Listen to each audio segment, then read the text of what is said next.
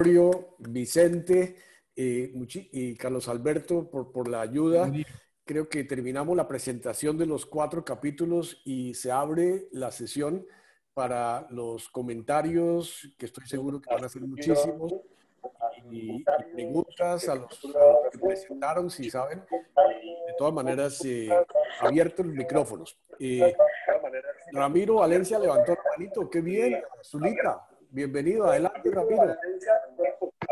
Les pido que pongan si no están hablando. Adelante, Ramiro.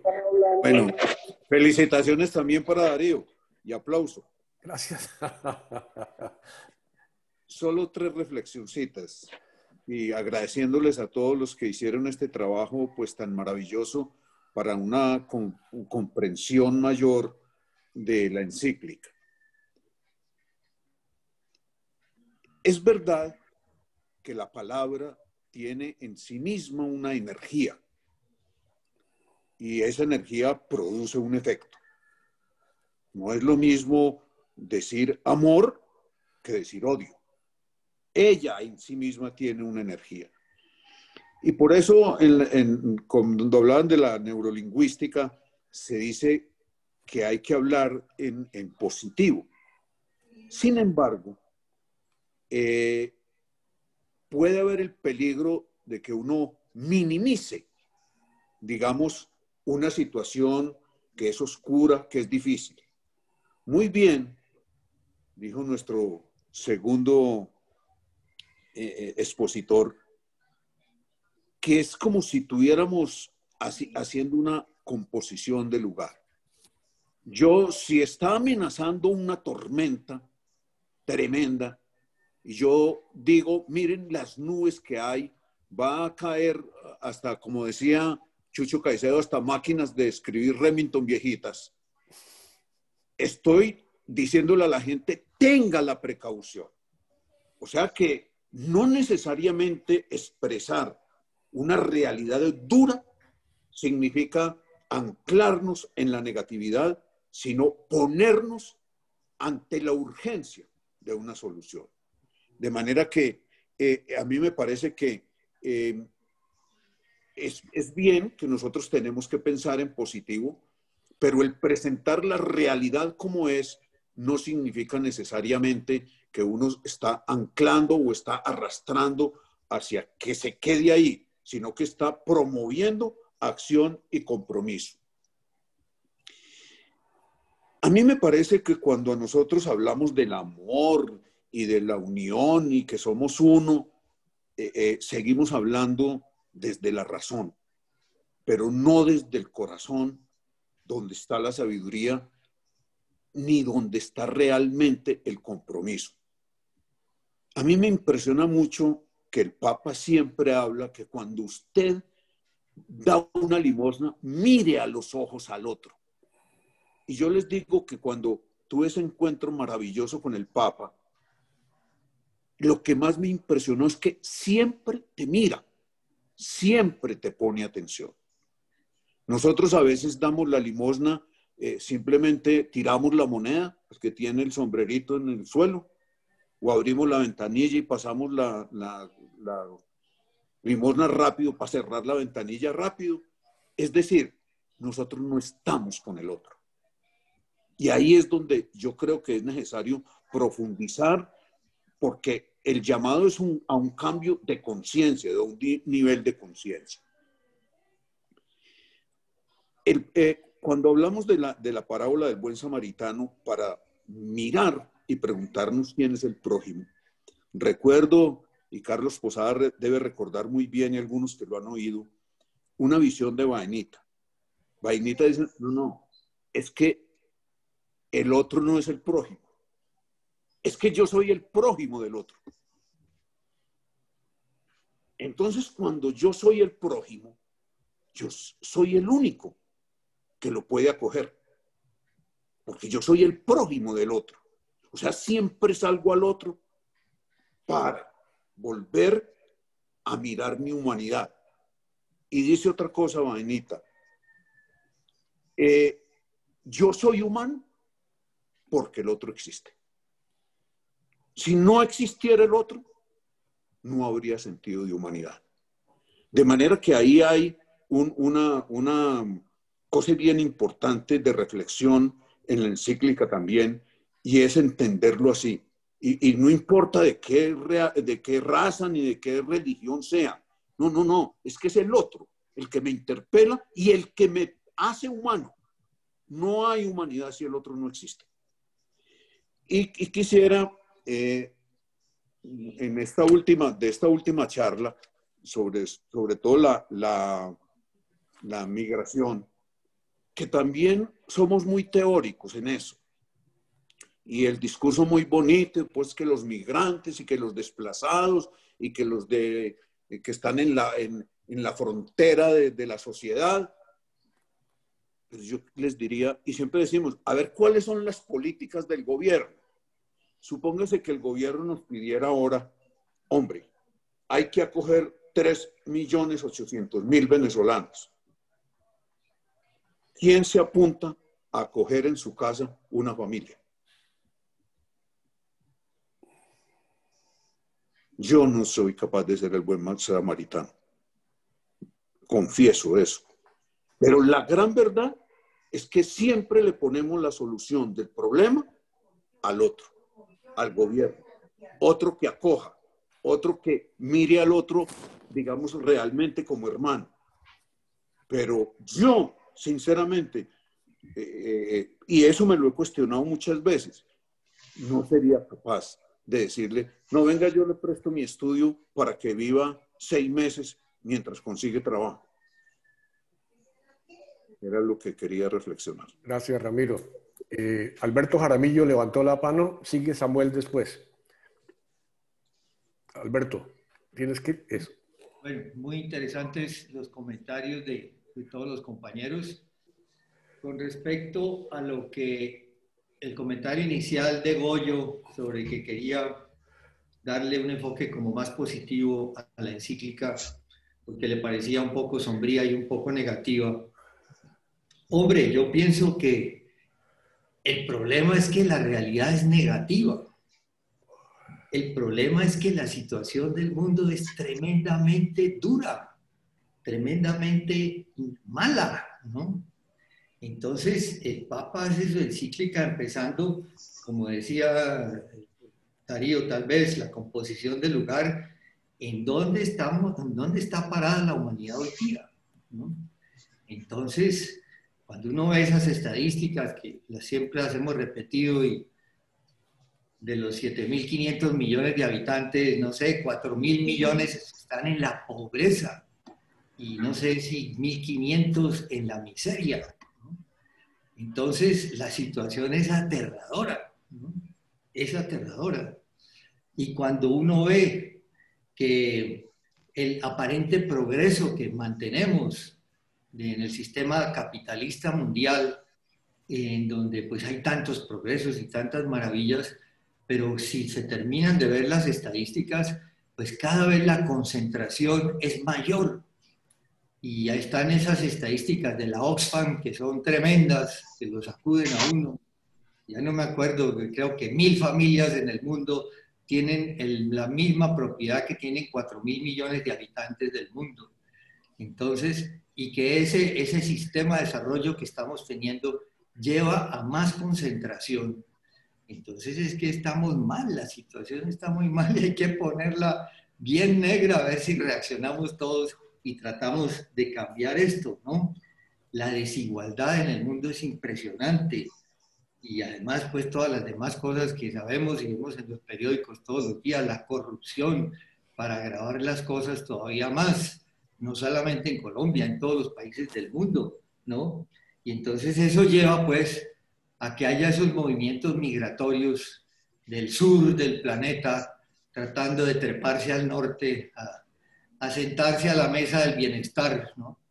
Todos los latinoamericanos tratando de pasar a Estados Unidos a poder aspirar a un bienestar mejor, o todos los africanos tratar de meterse en embarcaciones para llegar a Europa a llegar un poquito de bienestar y de mayor calidad de vida, que son los problemas pues, de los migrantes y los refugiados. Es la pobreza buscando algo de bienestar. Problemas dificilísimos, porque entonces, como decía ahora, pues decía Ramiro, ¿qué tal si uno se pone a abrir mucho las fronteras? Pues lo estamos viviendo aquí con Venezuela nosotros, ¿no? Entiendo que son creo que 1.800.000 los venezolanos que hay actualmente en Colombia y que hay muchos más que quieren seguir viniendo. Entonces nosotros con unos niveles de desempleo del 20, el 21% de desempleo, pues imagínense, si abrimos la frontera, que vengan otros 2 millones de venezolanos, pues ¿qué vamos a hacer? No podemos, no podemos, ¿no? Entonces, la Merkel, que es una persona pues tan equilibrada y es la líder mundial más importante en mujer, se ha visto en graves problemas y la han criticado mucho porque tal vez abrió Alemania demasiado a la inmigración y eso le ha causado muchos problemas en Alemania. Entonces es un problema muy complicado porque hay que hacer un equilibrio muy grande. ¿Hasta dónde abres tú para que vengan los migrantes y con perjuicio de los nacionales? Pero ¿hasta dónde tienes un brazo tendido, una mano tendida a acoger la gente que está en unas condiciones mucho más difíciles? Es un problema bien complicado para la humanidad, pero pues esa es la realidad y yo creo que el Papa lo plantea muy bien y para sacudirnos a todos y a los políticos de todo el mundo, a los gobiernos, a ver cómo le trabajamos a esos son los problemas de la humanidad que hay que trabajar. Gracias, Alberto. Samuel, adelante. Sí, una frase me martilla. No es lo mismo hablar de amor que amar. Gracias. Gracias, Samuel. Sigue Silvio Zuluaga. Adelante, Silvio. Bueno, muchas cosas acá. Pues no he leído la encíclica. Me pareció pues la presentación muy buena de los cuatro expositores. Muchas gracias. Yo tengo dos comentarios. El primero es que el mundo no está tan mal. Es decir, yo entiendo perfectamente, y pues ya hablemos del 15% de la población que está llevada, pero si nosotros analizamos el mundo desde 1800 al 2020, hemos avanzado muchísimo y mucha gente. Hoy, digamos que hay un 10% de personas en la miseria. En 1800 podía ser 20 o 25. Entonces, ese es un motivo de discusión. Eso no quiere decir que el 15% que está llevado no haya que hacer. Pero hay que pensar también en el 80% que estamos mejor de lo que estábamos hace 200 años. Eso es aparte. Con respecto a la encíclica, me pareció muy interesante y estaba chequeando aquí. Yo tenía un jefe que decía, Silvio, no traiga buenas ideas aquí, porque las buenas ideas degeneran en trabajo. Entonces usted me trae una buena idea, la tiene que trabajar. Toda esa cuestión de la encíclica, pues hay que volverlo en políticas, en acciones, etcétera, etcétera. Y yo encuentro que el libro de Harari, 21 lecciones para el siglo XXI, tiene muchos, casi todos los temas y algunos más eh, que se complementa muy bien con lo que dice la encíclica, porque tiene los temas, es que los temas casi que son idénticos, ¿no? Cuando habla de sombras en un mundo, él habla de desilusión, desespero y esperanza, habla de inmigración, habla de nacionalismo, habla de comunidad, habla de religión. Entonces, me parece que ese libro es un gran complemento porque es mucho más aterrizado en qué hacer, ¿sí? 21 lecciones para el siglo XXI es muy bonita la parte de inmigración y no sé qué, pero él empieza a decir, bueno, los países tienen derecho, perdón, las personas tienen derecho a emigrar, los países tienen el deber de, y empieza a elaborar sobre eso porque realmente es cómo vamos a hacer las cosas. Entonces me parece muy complementaria la lectura de Harari, 21 lecciones para el siglo XXI, porque son temas similares tratados con más a ver cómo hacemos políticas públicas. Muchas gracias. Gracias, Silvio. Próximo, Jorge Luis Puerta y sigue Reinaldo. Jorge Luis, adelante. Micrófono, dale. Sí, bueno, yo soy migrante. Yo llevo en el Perú desde 1982. Y tengo que decir, creo que ya lo dije en algún momento, que mi primer trabajo fue justamente en un centro campesino en Piura, en el norte del Perú, donde me acogieron como si fuera uno más los jesuitas que manejaban ese centro, se llamaba CIPCA, Centro de Investigación y Educación del Campesinado. Entonces, en ese sentido, yo no tengo nada que añadir porque los hechos me han favorecido y creo que de eso también se habla. Pero yo quiero ahorita ser muy práctico en algo que me pasó hace 2 días. Yo me había comprometido con el grupo coordinador del blog con contactarme con los exjesuitas del Perú. Y casualmente el dato que me pasaron era una persona que yo conocía y que no sabía que había sido jesuita, que se llama Manolo García Solás. Es un español que vino al Perú y se quedó en el Perú y después se salió. Y Manolo me manda, yo le comenté lo que estábamos haciendo y me manda un panegírico impresionante, estimuladísimo dice, y voy a leer algunos parrafitos.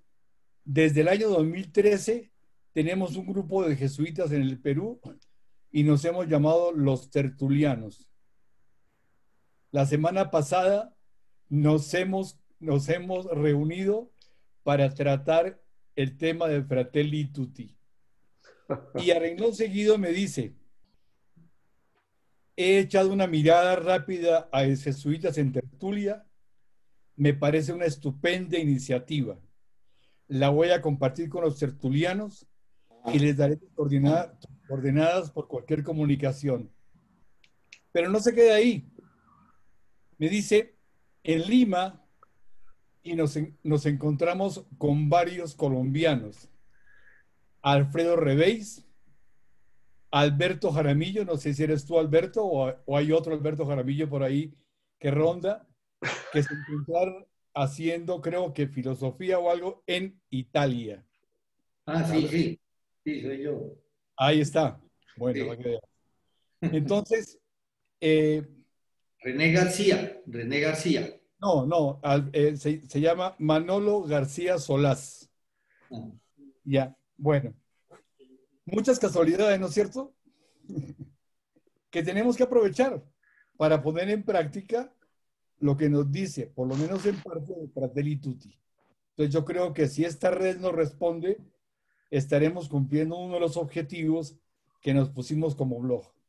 Muchas gracias. Gracias, Jorge Luis. Reinaldo Pareja.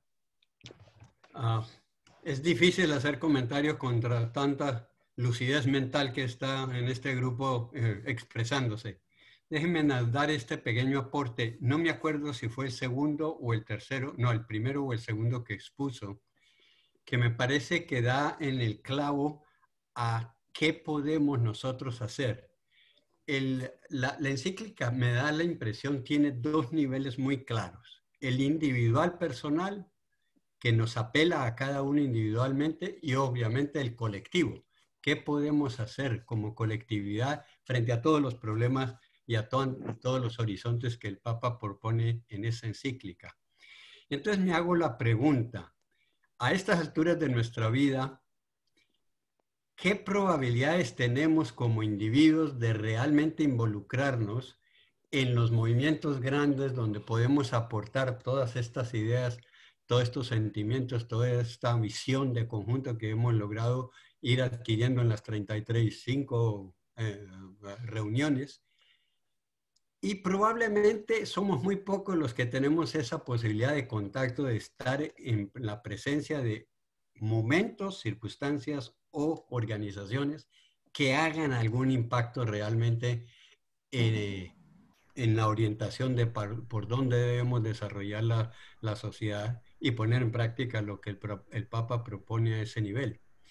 Pero entonces me da la impresión que a nivel individual sí hay una posibilidad muy grande que a veces se nos escapa porque no logramos hacer el salto de lo que nos propone a nivel conceptual y lo que podemos hacer en la práctica. La mayoría de todos nosotros tiene, estoy seguro, una red familiar grande, otros pequeñas, otros más grandes, pero tenemos nietos, bisnietos, primos, primas, tíos, tías, etc. De alguna manera, muchas de las ideas que el Papa está proponiendo en esta encíclica y después sigue desarrollando en los otros capítulos, nos hace una apelación individual a la forma como nosotros individualmente pensamos sobre el otro. La forma como inconscientemente nos relacionamos con el otro en términos de unas concepciones culturales que encasilla a los otros en unas categorías inamovibles. El campesino es campesino, el indio es indio, el blanco es blanco, el negro es negro, y cada una de esas categorías nos hace pensar y relacionar con esas personas de esa manera que esas categorizaciones ya nos han hecho socialización durante muchos años. Entonces me pregunto hasta qué punto no sea posible en los pocos años que nos quedan, por lo menos de hacer una cuenta nueva, un borrón y una reprogramación, así como alguien hablaba del poder de la palabra, para no volver a utilizar esos epítetos que son verdaderamente encasilladores, alejadores del prójimo, poniéndolos a distancia y donde no nos permite no comprometernos con su realidad. Y estoy seguro que en nuestro ámbito familiar podríamos increíblemente influenciar a nuestros hijos, a nuestros nietos, a nuestros primos, a nuestras primas, ese cambio de mentalidad, porque ese cambio de mentalidad lleva al cambio del corazón. Entonces la invitación es que si no podemos hacer ninguna cosa a nivel grande de las instituciones, del gobierno, de los políticos, hagámoslo por lo menos en nuestro ámbito personal y familiar. Gracias, Reinaldo. Voy a tomarme la palabra para un comentario que estaba pensándolo hace rato. Quería confiarles una experiencia personal. Hace 45 años soy inmigrante en este país y ese ser inmigrante comenzó en la Universidad de Texas, donde vine a estudiar mi maestría y empecé a trabajar con estudiantes extranjeros. Me nombraron representante de la universidad para la Asociación Nacional de Foreign Students, de estudiantes extranjeros. Y me empecé a trabajar con estudiantes extranjeros durante los primeros 2 años de mi maestría. Después, en el doctorado, me fui para Minnesota y encontré en Minnesota algo que yo no esperaba. Este país puede parecer en este momento y en este gobierno que está concluyendo que es lo más antimigrante posible, pero mi experiencia es totalmente contraria. Yo llegué hacia septiembre o octubre y en noviembre en Minnesota, el día de Thanksgiving, semana entrante, el director de estudiantes extranjeros de la universidad me llamó y me dijo, tú acabas de llegar, eres extranjero, tengo otra familia japonesa que es extranjero, a mi cena de Thanksgiving vienen los que acaban de llegar, porque siento que son los que necesitan esa acogida. Y esto era un pequeño señal de lo que iba a ser una experiencia. Después yo trabajé con la universidad, manejé 45 organizaciones de estudiantes extranjeros y la Universidad de Minnesota era la única universidad en los Estados Unidos que tenía presupuesto para traer estudiantes extranjeros a la universidad con el único objetivo de abrirle la cabeza a los americanos con estudiantes extranjeros, para que los estudiantes extranjeros le vinieran a abrirle el horizonte a los americanos. Y yo dirigí durante 4 años un programa que se llamaba Intercultural Communication Workshop. Era un taller de comunicaciones interculturales que tenía como requisito de la universidad que la mitad de los alumnos fueran extranjeros y la otra mitad americanos. No podía haber más. En esos talleres se les enseñaba a los unos y a los otros, a los que llegaban y a los que estaban allí, a aprender a relacionarse. A hacer el cuento corto, decidí hacer una tesis doctoral sobre eso. Y una de las grandes conclusiones en algunos de los capítulos de mi tesis fue los países que han conseguido entender que la inmigración es el mayor enriquecimiento que puede tener el país. Más aún, el crecimiento del país está correlacionado con la inmigración. Este país, Estados Unidos, es gigante y es la mayor economía del mundo. ¿Por qué? Porque es un país básicamente de inmigrantes, que ha tenido acogidas, que ha tenido programas, que ha tenido números. Pero si uno mira Europa, los países, y no culpo a Angela Merkel por decir, traigan, vengan. Claro que hay un riesgo inmediato, pero ¿cuál es el riesgo a largo plazo? Los países que, como Japón, está abriéndose ahora porque la edad de los japoneses ya no da para la materia prima, para el trabajo de base. Entonces, mirar la inmigración, como lo ve el Papa, y volviendo al tema de inmigración, es el mundo no debe tener fronteras, ni para el individuo, ni los países, porque los países van a perder si no tienen ese valor del inmigrante. El enriquecimiento mutuo. Yo estaba leyendo ese capítulo 3 y decía, qué sabiduría, ese capítulo 4, donde habla de que el inmigrante tiene derecho a la educación como el local. Es decir, llegar a pensar en eso, con todo respeto, yo pienso que Colombia apenas está naciendo a la inmigración. Ahora, un país como este o los países europeos que han tenido inmigraciones, claro que son difíciles, pero lo que resulta después de eso, inclusive financieramente, es impresionante. No se diga de la calidad de los crecimientos de las personas, de los procesos académicos, cuando tú tienes en una clase personas de 20 nacionalidades, qué variedad, qué crecimiento el que tiene uno. Entonces, me encanta la discusión, me encanta que el Papa entre tan directamente, inclusive, es decir, lo que leyó Hernando de las decisiones, de las sugerencias que hace. Eso es un programa de migración supremamente claro de qué hacer, cómo hacer para aprovechar la riqueza que hay entre las culturas. Ese es mi comentario. Sigue Alfredo Ferro. Bienvenido, Alfredo. ¿Dónde estás? Adelante, Alfredo. Darío, sí, gracias. Te agradezco inmensamente y me alegra muchísimo estar en este espacio. No tengo cámara, tengo dificultad con la cámara y entonces dejémoslo así, pero me contaron que ustedes iban a tener este espacio de reflexión, de análisis sobre esta última encíclica del Papa y me alegré muchísimo porque creo que hay una gran riqueza. Yo quisiera como compartir con ustedes y no sé si profundizar también en lo que ya han ido comentando algunos de ustedes sobre esta encíclica, porque para mí hay el capítulo del Buen Samaritano es el fundamental, yo creo que es como el centro de la encíclica, porque de alguna manera nos plantea esa gran pregunta que creo que Ramiro nos colocaba de cómo podemos ser prójimos, cómo podemos ser hermanos. Y yo creo que la palabra hermano es profundamente revolucionaria, es profundamente transformadora. O sea, ¿qué significa que todos somos hermanos? Y yo creo que también en ese sentido el Padre Nuestro nos plantea eso. O sea, somos todos hijos de Dios, somos todos hermanos.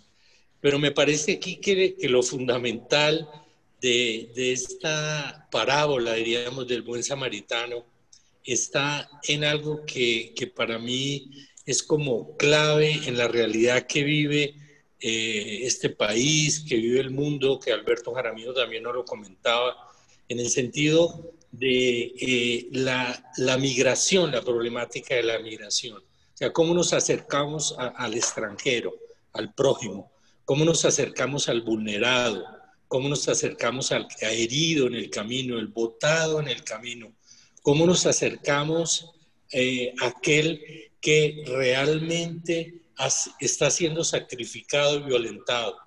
Entonces yo creo que la parábola nos plantea algo que es fundamental, y es que no solo podemos mirarlo, contemplarlo, tener misericordia, sino al mismo tiempo echárnoslo al hombro. Me acuerdo de esa palabra de Yacuría de cargar la realidad, ¿no? Cargar con esa realidad.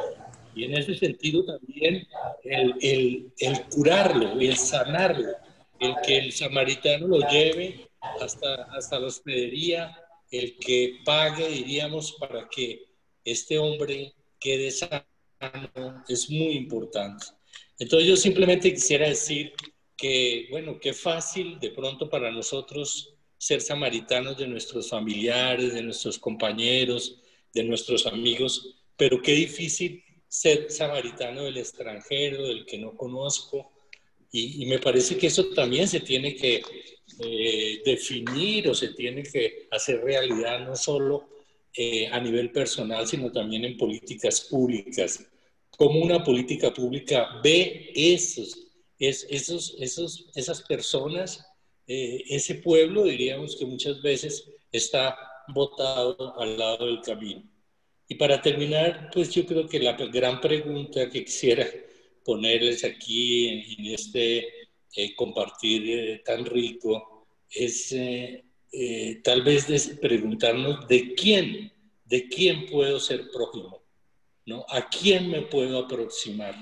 Me parece que es la gran pregunta que nos tenemos que hacer todos. ¿Y de quién nuestra sociedad debería hacerse prójimo y a quién se debería aproximar? Bueno, un agradecimiento a todos ustedes, y me alegra muchísimo en este momento por el corredor. Estoy aquí en Bogotá, en este momento pasaba Iván Restrepo, que debe ser muy amigo de todos ustedes, conocido, y le comentaba yo que estaba compartiendo con ustedes en este webinar. Un saludo para todos y un abrazo. Gracias. Gracias, Alfredo. Excelente que estés por acá o por allá en Bogotá. Muy gentil. Tiene la palabra Pedro José Escobar y después sigue Carlos Torres y después Bernardo. Adelante, Pedro. Estás con el micrófono apagado, Pedro José.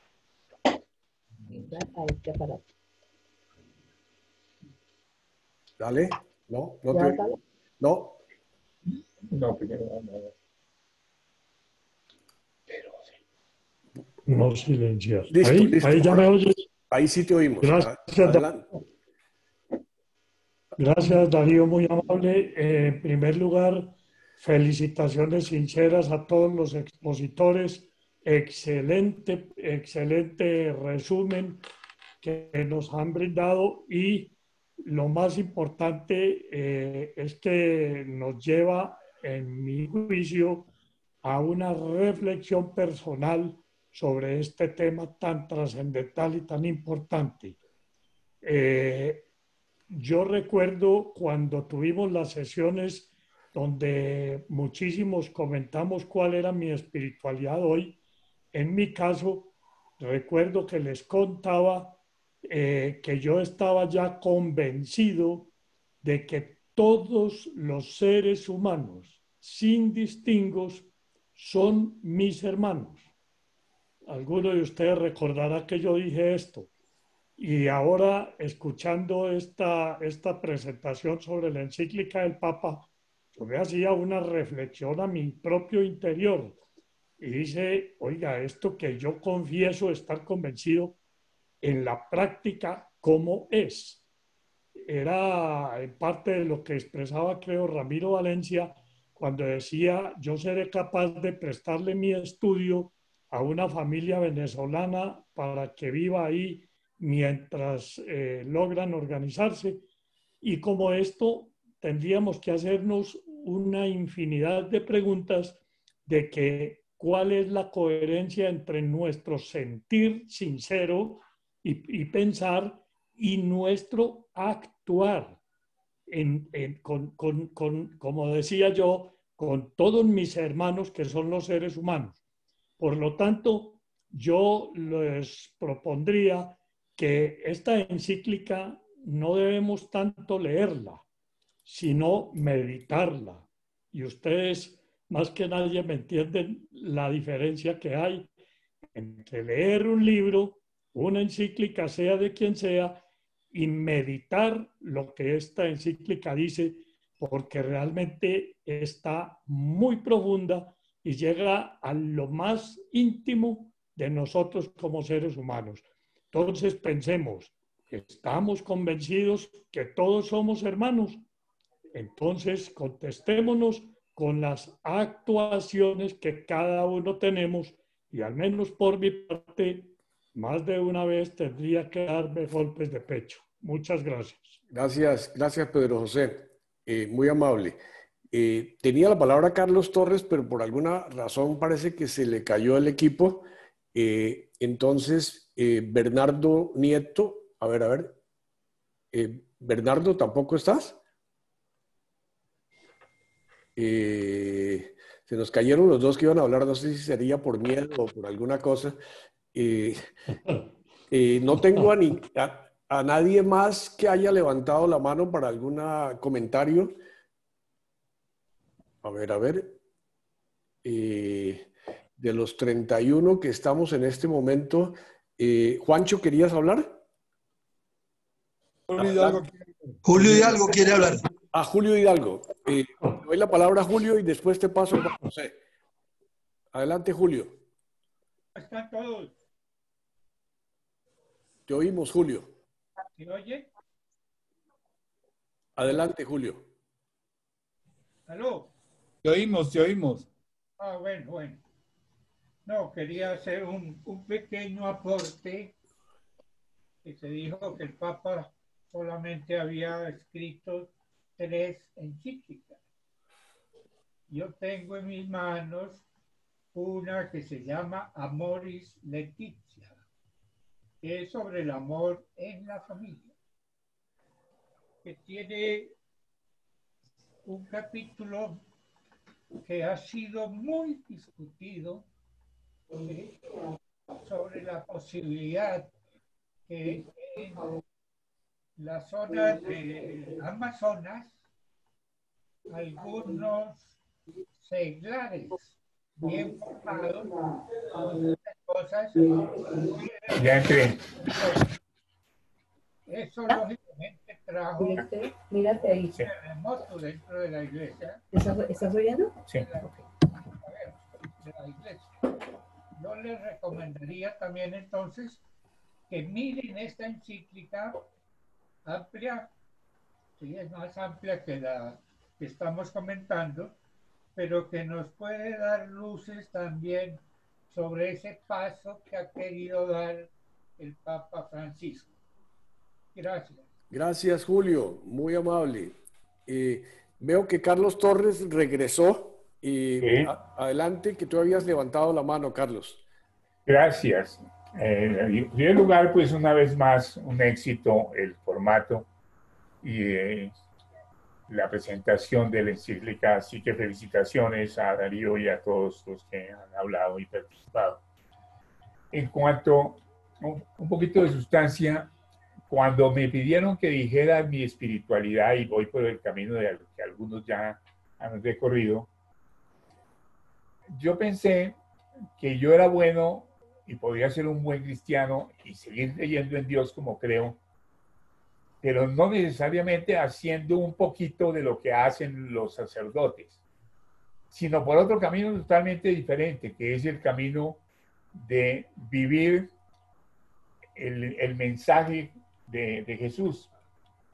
Y resulta que en este punto concreto, pues se va viendo toda la unión desde la Rerum Novarum, Quadragésimo Anno, Populorum Progressio, Passion in Terris, Fratelli.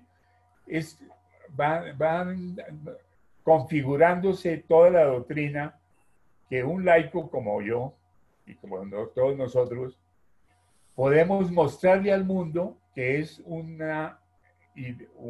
planteamiento global, total, práctico, que podemos poner nosotros en acción a través de todos estos documentos. Y aquí recurro al Evangelio que dice: ¿por qué creen ustedes en mí? O algo parecido, les pregunta Jesús a Pedro y los demás. Y le dices: porque solamente tú tienes palabras de vida eterna.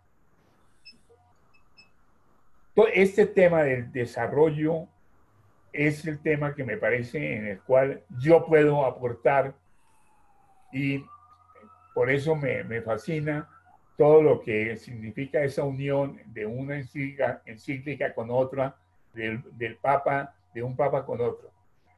Y allí entonces viene un concepto que se vuelve religioso no siéndolo. Se ha creído que todo este tema del desarrollo es de los economistas, de los administradores, etc. No. El modelo de desarrollo lo tenemos que encontrar nosotros. Y pongo un ejemplo. Han tratado de encontrar como modelo de desarrollo el que busca la igualdad. Voy a decir una cosa que puede ser bien escandalosa. La igualdad no la debemos buscar. La igualdad es un ideal utópico que le ha hecho mucho daño a la humanidad. No se puede que todo el mundo salga del subdesarrollo, que todos logremos la patria deseada al tiempo, sin que no se creen diferencias. Lo que necesitamos es encontrar cómo evolucionar y llegar a encontrar un modelo de desarrollo que permita que todos los seres humanos vayan encontrando un nivel mínimo, y yo buscaría ese mínimo, y todos estos documentos ayudan a ese mínimo, a encontrarlo. Desarrollo es el nuevo nombre de la paz. Yo veo a lo largo de la historia, desde los 10 mandamientos hasta el modelo propuesto en París para el desarrollo humano, una evolución lógica de cómo tratar de llegar a un modelo de desarrollo que permita que los pobres, por lo menos, tengan un mínimo que llamamos vital, que es dinámico.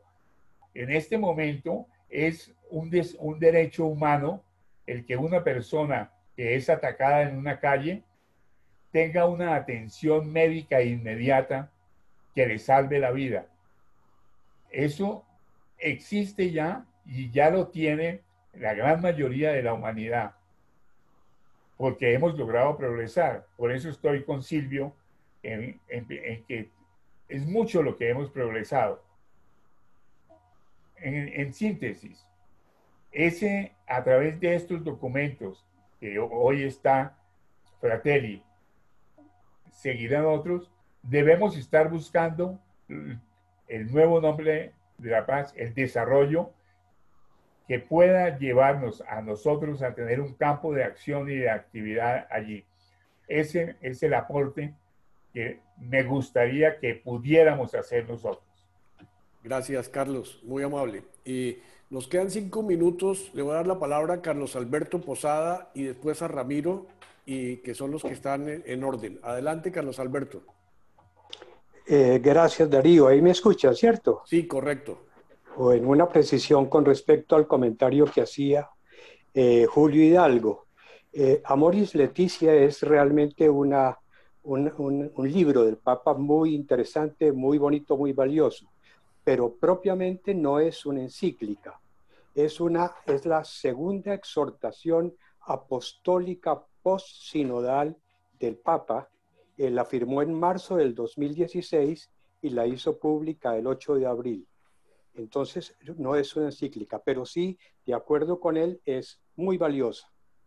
El segundo punto es que quisiera resaltar que el Papa Francisco en sus 3 encíclicas ha tratado 3 temas de mucho interés, de mucho valor, fundamentales, algo así como los elementos fundamentales del mundo moderno. La primera, que es la fe vista desde el punto de vista de la teología católica, como una profundización de la primera virtud teologal. La segunda es esta del Laudato Si, en la cual para él es muy importante la parte de la ecología, de salvar el planeta, de salvar en medio de todo también al universo. Y finalmente la fraternidad humana, que está hoy seriamente afectada y que es por infraternidad la causa de muchísimos de los problemas que vive el mundo actualmente. Y quisiera hacer una sugerencia para la siguiente reunión que tengamos sobre estos temas de la encíclica Fratelli Tutti, y es 2 puntos. Uno, una mirada desde el punto de vista femenino. ¿Cómo está la mujer vista? ¿Cómo está la mujer presentada? ¿Cómo está la mujer considerada en la encíclica? Es lo primero. Y lo segundo, que hagamos una reflexión sobre las críticas que ha habido, que han sido bastantes, a esta encíclica Fratelli Tutti, que nos ayudan, no por hacer crítica propiamente a la encíclica, sino para enriquecer nuestro conocimiento de este escrito del Papa. Bueno, muchas gracias. Gracias, Carlos. Ramiro, adelante. A ver, pero Darío, si alguien que no ha hablado quiere hablar, yo no. le cedo. Está Ricardo Pulido. Bueno, ok. Adelante, Ricardo. Gracias. Quiero hacer 2 comentarios o 2 ideas. El tema de la propiedad privada que trata el Papa, vale la pena estudiarlo y compararlo con la Rerum Novarum. Hay unos cambios interesantes, un artículo que salió en El Tiempo que me pareció perdón, en El Espectador. Yo creo que eso daría para un debate interesante. La nueva visión que está dando la Iglesia sobre la propiedad privada. Vale la pena que leamos eso. Yo estuve leyendo la Rerum Novarum, que hacía años no la leía, sobre el tema específico de propiedad privada.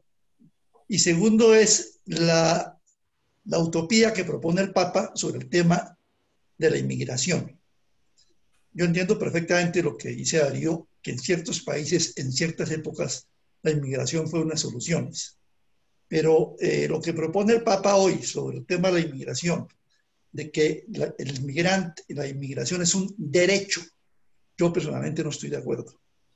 Yo creo que eso hay que mirarlo un poco con la realidad. Son temas de discusión que dejo en la mesa. Gracias. Qué bueno. Gracias, Ricardo. Excelentes temas. Juancho Correa. Sí, lo digo. Bueno, primero que todo, a todos muchas gracias a los expositores porque realmente me han abierto un nuevo horizonte con la presentación que nos hicieron sobre la encíclica. Yo simplemente quiero compartir muy brevemente una vivencia que tuve hace pocos días. Una vecina nuestra que trabaja en un voluntariado, pues nos contó de su voluntariado y que si teníamos algo que nos sobrara de ropa o lo que sea, pues allá en el voluntariado les serviría muchísimo. Pues efectivamente, con mi señora, con María Cristina, miramos nuestra ropero, miramos cosas que hacía tiempo no utilizábamos y juntamos una buena cantidad de ropa para llevarles al voluntariado. Yo considero que y desde el punto de vista práctico, todo este mensaje tan interesante que nos ha llegado hoy, que nos han transmitido los distintos expositores, pues me parece que sería una idea muy interesante que revisáramos internamente todos, en cada una de nuestras casas, qué podemos aportar a tanta gente pobre que existe en nuestro medio y que en estos momentos de este invierno tan tremendo que estamos teniendo, pudiéramos mitigar algo esa ayuda. Yo los invito a que analicen y piensen, porque ciertamente creo que nos sobran muchas cosas a todos. Y somos somos unos privilegiados en ese sentido, porque podemos darnos el gusto de ponernos diariamente una camisa diferente, utilizar unos zapatos distintos, así que dejo esa inquietud. Yo quedé muy impresionado con el voluntariado, fuimos allá con María Cristina, vimos cómo la gente hacía fila para ir a comprar una camisa, un pantalón, una mochila para los niños para que puedan ir a la escuela y preguntar cuánto vale la mochila. Señora, vale 1.000 pesos. Ay, yo tengo 500, ¿me la dejan en 500? Créanme que fue una experiencia muy bonita y nos ha dejado una lección. Muchas gracias. Gracias, Juancho. Muchas gracias. Ramiro, quisieras de nuevo, ya que... Sí. Adelante. Darío, no, simplemente complementar un poquito lo que tú decías sobre la riqueza que supone la inmigración. Y por supuesto, los países, pensemos por ejemplo Canadá, abre y llama a quienes recibiría, pero fíjate que condiciona, es decir, los puestos que ellos necesitan, los que no les compitan a sus connacionales o profesionales. Entonces, abren sus fronteras con un objetivo y eso está bien. Pero yo creo que aquí el llamado, y muy importante lo que decía Ricardo, no solo con respecto a la inmigración como derecho y a lo de la propiedad, eso es bueno están esos debates, porque sí debería ampliarse qué pasa cuando hay una tragedia, qué pasa cuando hay una situación, por ejemplo, de guerra o de conflicto interno, por ejemplo, Venezuela. Entonces, ¿cómo realmente los países pueden acoger? Fíjense ustedes que, por ejemplo, en nuestro país, los primeros que protestaron con las llegadas de los venezolanos fueron las centrales obreras. ¿Por qué? Porque la gente estaba colocando a los venezolanos con menos valor, con menos salario, y entonces le estaban compitiendo. Si un gobierno dice, vamos a flexibilizar la normativa laboral, inmediatamente esa clase trabajadora, solidaria y siempre que lleva a hacer las grandes revoluciones, dice, no, un momentico, nos van a quitar los puestos o nos van a desmejorar. Acuérdense que hasta las prostitutas colombianas estaban protestando porque las venezolanas habían bajado la tarifa. De manera que me parece que sí es necesario buscar en momentos de gravedad, de crisis de otro país, cómo facilitar y cómo integrar, digamos, a esos hermanos que están ahí sufriendo. Excelente. Ramiro, muchas gracias. Y yo creo que ya tenemos una cantidad, un abanico de ideas, de posibles debates, de los primeros capítulos que realmente para mí ha sido tremendamente enriquecedor escucharlos y escuchar distintos puntos de vista sobre esto. La invitación es para que leamos la encíclica. Ramiro nos la regaló desde el 3 de octubre en el WhatsApp de todos, y si alguien la necesita, yo con muchísimo gusto se la remando. Yo creo que vale la pena, sinceramente. Les confieso que es la primera vez en mi vida que me he leído una encíclica y 3 veces, porque hice una reseña, primera reseña que hago en mi vida. Realmente es algo que vale la pena y creo que nos deja grandes enseñanzas. Recuerdo la próxima semana, crepes y waffles, Felipe